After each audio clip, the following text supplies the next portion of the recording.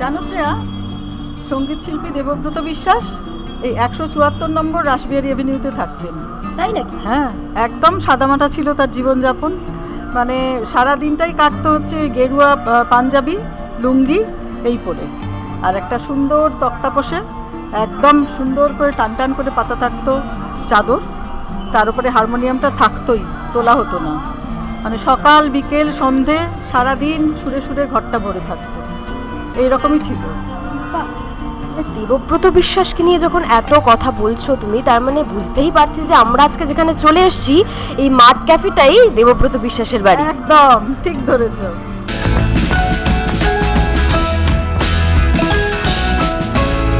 নমস্কার, দ্য ওয়ালের ঘরে বাইরেতে আপনাদের সকলকে স্বাগত। আজ আমি আর সমাধি চলে এসেছি ক্যাফে এক্সপ্লোরের নতুন একটা পর্ব নিয়ে। কলকাতায় এমন অনেক বাড়ি রয়েছে যেগুলো কিন্তু ক্যাফেতে পরিণত হয়ে গেছে। শিল্পীদের বাড়ি, সেটা কোনো পেন্টার হলো, সঙ্গীত শিল্পী হলো, যে কোনো কিছু।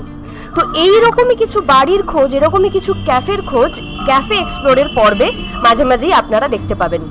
আজকের যে ক্যাফে এক্সপ্লোরের পর্ব সেটা আমরা করছি মাড ক্যাফেতে। আসুন ঘুরিয়ে দেখাই মাড ক্যাফে।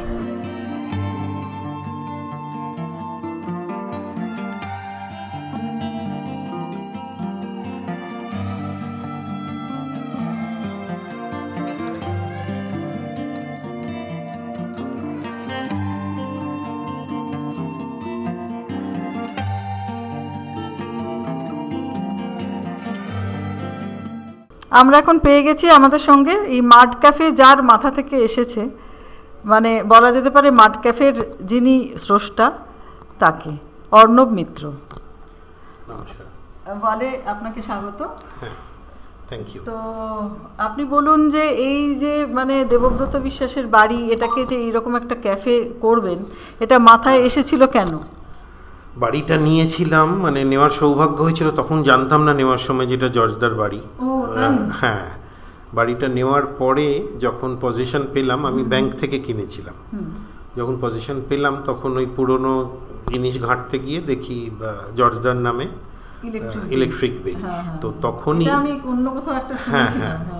তো এটা আমি বাড়িটা নিই 2008-এ, আর ক্যাফেটা তৈরি করি 2012 শেষে, মানে 2013ই ধরা যায়, 13 মার্চে বোধহয় খোলা হয়েছিল। তো জাস্ট অ্যাবাউট 12 বছর হবে, মানে এক যুগ বলতে পারেন। হ্যাঁ, তাও নয় করে হয়ে গেল। কিন্তু সেই সময় মানে 12 বছর আগে তখন একেবারেই নভিস, আমি কিছুই জানতাম না। আর ক্যাফে ব্যাপারটাও ঠিক এতটা একেবারে ঠিক। ছিল না। এবং আমার শখটা ছিল যে রান্না বান্নার মানে অ্যাপ্রিসিয়েট করতাম। আমি যে খুব রাঁধতাম তা না, কিন্তু ওটা ছোটোর থেকেই বুঝতাম, মানে কোন মশলা কম, নুন মিষ্টি, একটা ইন্টারেস্ট ছিল। এবার ক্যাফে করার একটা ইচ্ছে হলো, আর তখন মাড নামটা আরও কেন এলো, আমি ভেবেছিলাম যে একটা পটারিটাতেও আমার খুব ইন্টারেস্ট। আচ্ছা। তো এই পটারিগুলো মানে ক্লে, এই যে এইটা দেখছেন, এগুলো সবই পটারদের তৈরি, হাতে বানানো। তো এগুলো বিক্রি হচ্ছিল এবং এখনো হয়। স্টুডিও পটাররা ওনাদের শিল্পকর্ম দেন, মানে এক্সিবিশনও হয়, আবার রেগুলার কিছু বাইরে বিক্রি হিসেবেও রাখা আছে নিচে উপরে। তো সেই জন্য আমাদের ক্যাচলাইনটা ছিল ক্লে কফি অ্যান্ড মোর। ও হ্যাঁ হ্যাঁ হ্যাঁ, মাডের ক্লে কফি অ্যান্ড মোর লেখা ছিল। আর শুরুর দিকে মানে 2 তলাতেই ছিল, 3 তলাটা কিছু ছিল না। বাড়ির রান্নাগুলো মানে যেটা মাসিদের স্যান্ডউইচ, বাঙালি একেবারে ঘরোয়া মাছের চপ, তো ওগুলো দিয়ে শুরু করলাম এবং কালক্রমে দেখা গেল ওটাই একটু অন্যরকম, ওটাই হিট হলো। হ্যাঁ, মানে এখন যেমনি চারিদিকেই পিৎজা, ব্রুশেতার, মানে শুধু পাই আর মাঠ পাই এইসব, কিন্তু আমার এখানকার খাবার একেবারে পুরোপুরি বাঙালি। তো যখন শুরু করি বাবা বললেন যে জর্জদার গানই বাজাস তালে, তো আমার কথাটা খুব মনে ধরে। তো এই 12 বছর এখানে জর্জদার গানই বাজে 24 ঘন্টা। মাঠটাই লোকের পছন্দের জায়গা, আর লোকেশনটা ভালো হওয়ায়, আর লোকে মানে আমিও হয়তো প্রথম দিকে ভাবতাম যে শুধু রবীন্দ্রসঙ্গীত, দেবব্রত বিশ্বাস, কিন্তু মানে ওটাই ইউএসপি। এবং লোকে খুব মানে এই যে শান্ত নিরিবিলি পরিবেশ একটা গড়িয়াহাটের হইচইয়ের মধ্যে, লোকে খুব প্রেফার করে। আর সব বয়সের, সব রকম মানে মারোয়ারি বলুন, বাঙালি তো আছেই, বাইরে বিদেশি সকলেই, মানে আমি দেখেছি ইউনিভার্সালি সব রকম ক্রাউডই আসে। এটা আর আড্ডাঘর মিলিয়ে আমার স্টাফ হচ্ছে টোটাল 8 জন। তো মাঠটাই প্রাইমারিলি, মানে মাঠ আড্ডাঘর দুটো চলে এখন অন্তত এইটুকু হয় যে এটা একটা সেলফ সাফিসিয়েন্ট প্রতিষ্ঠান। একতলাটা কিছু লোকের কাছে তো তীর্থক্ষেত্র, মানে আমি দেখেছি নিজে এই 12 বছরে যে কত লোক যে আসে, কাঁদেন, বসে গান শুনছেন, জোরে কাঁদছেন, আবার রেগুলার আসেন যান, খুবই হ্যাঁ, মানে ভাবাই যায় না।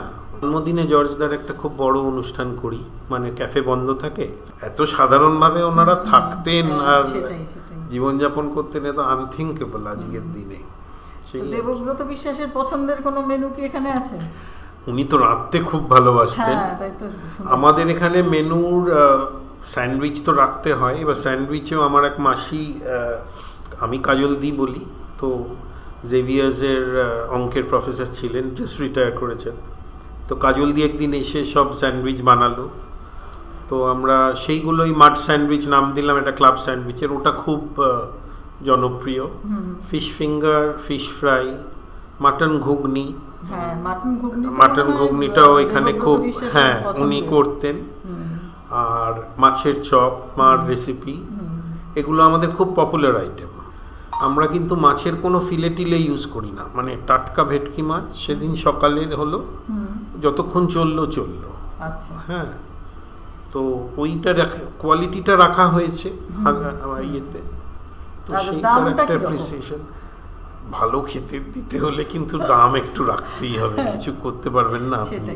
ভ্যালেন্টাইন্স ডে এর জন্য নানা রকম সাজসজ্জা চলছে, তো দেবব্রতর সঙ্গে মানে ভ্যালেন্টাইন এটা কি করে, এটা একটা খুব মজার ব্যাপার। রঞ্জনদা বছর 6-8 আগে থেকে শুরু করেছে মাডে প্রণয় পক্ষ, এই ভ্যালেন্টাইন, হ্যাঁ মানে নামটা তো সুন্দর। হ্যাঁ, আর যেহেতু রঞ্জনদা বলতো, ঠিকই বলে যে সরস্বতী পুজোটাও তো মাঝেই পড়ে, তাহলে এক পক্ষকাল যদি চলে তাহলে ইট উইল কভার এভরিথিং। তার মানে 1 থেকে 14 ফেব্রুয়ারি দিয়ে আমাদের শেষ হয়।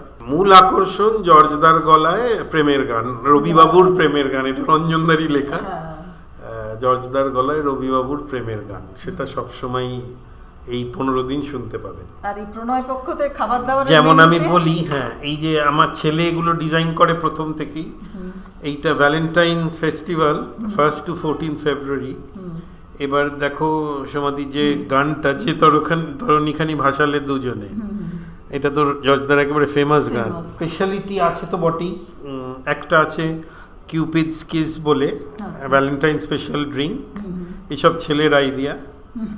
আর এদিকের একদম ঠিক, আর মেনুর জায়গায় মাটন ফুচকা আছে, তার সঙ্গে লাভ শট দেওয়া হচ্ছে 2টো, চকলেট মাড কেক, এরম নানান মিলিয়ে মিশিয়ে সব করা রয়েছে আর কি।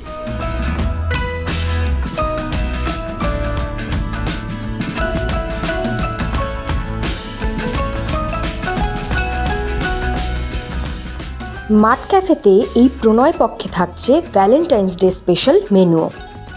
ড্রিঙ্কসে রয়েছে কিউপিডস কিস আর লাভ শট, সঙ্গে অবশ্যই ট্রাই করবেন mutton fuchka. মাড cafe special মাড sandwich, mutton ঘুগনি আর ফিশ ফিঙ্গারটাও চেখে দেখতে ভুলবেন না। অসাধারণ স্বাদ, তেমনই ভালো পরিমাণ। দুজনে মিলে গেলে আরামসে পেট ভরে খেতে পারবেন, আবার পকেটেও অতটা টান পড়বে না। তাহলে আর দেরি না করে চলে যেতে হবে মাড ক্যাফেতে।